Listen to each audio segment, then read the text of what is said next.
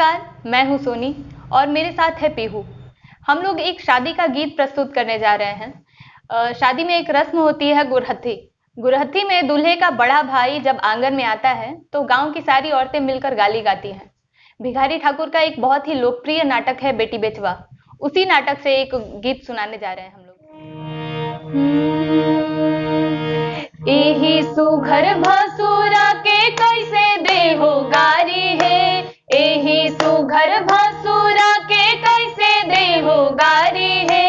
सिया जोगले अइलन कुसुम रंग सारी है, सिया जोगले अइलन कुसुम रंग सारी है। गोटा पाट जड़ीदार सुभग की नारी है, गोटा पाट जड़ीदार सुभग की नारी है।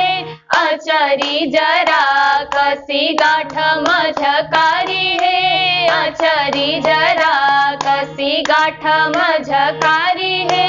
लाल चादर लाल लहंगा जड़ीदार धारी है, लाल चादर लाल लहंगा जड़ीदार धारी है। बीचे बीचे लाल मनी नाग बैठारी है, बीचे बीचे लाल मनी नाग बैठारी है।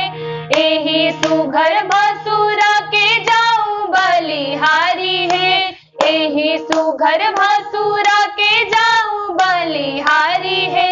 सिया जोगले अइलन कुसुम रंग सारी है, सिया जोगले अइलन कुसुम रंग सारी है। सुनर सिंहोरा लाल सिंदूर भराई है, सुनर सिंहोरा लाल सिंदूर भराई है। सन सोह गैला तेहि मध्य में धराई है, सन सोह गैला ते मध्य में धराई है। एही सुघर भसुरा के कैसे देहो गारी है, एही सुघर भसुरा के कैसे देहो गारी है।